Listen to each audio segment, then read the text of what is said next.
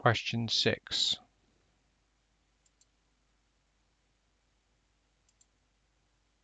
Calculate the shear force at 5 meters. Well, that'd be from the left end. So 5 meters will be at this point here. So pause the video, work out what the shear force value should be at that point there, and then press play.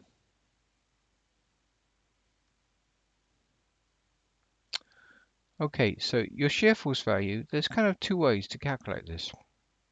There's the stupid way, and then there's the kind of easy way. Let's do the stupid way first.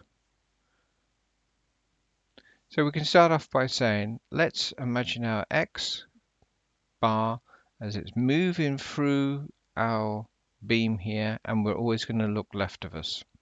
So we could start off by saying, well, if I'm here, looking left of me, I could see the 100 kilonewtons going upwards. So the first value I want to plot is 100.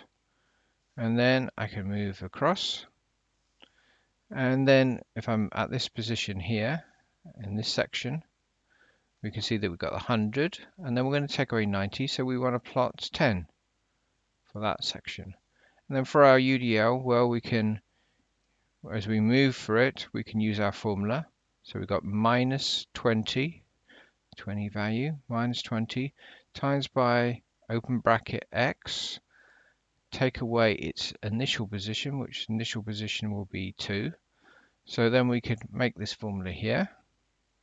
And then we can plot that from the 2 position down to x equals 5. And then we found the value. So the value we can see at this point here will be minus 50.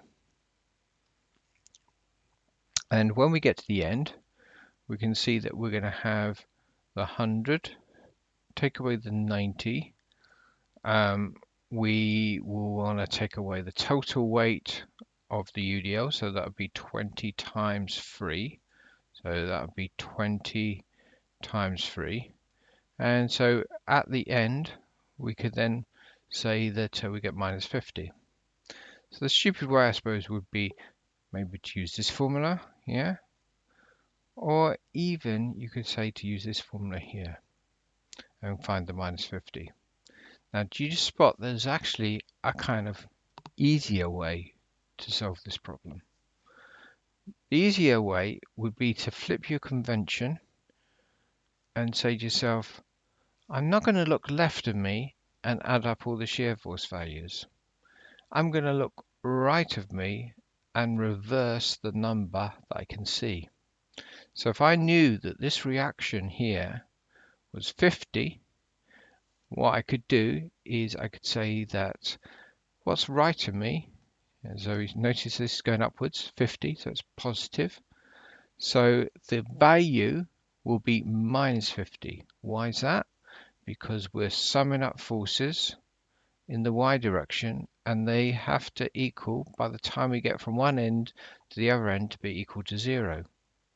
So if I take a cut somewhere, all those forces on the left must be the negative of the summing the forces that I'm going to be coming to on the right, if that makes sense. So here, if you like, we reverse the direction, so we're going to reverse the value. So we've got 50 upwards, so it's going to be minus 50. So we didn't need to scan through and add up all those numbers on our left. We could scan for, we could actually just say, well, let's have the values on the right and take them to be negative.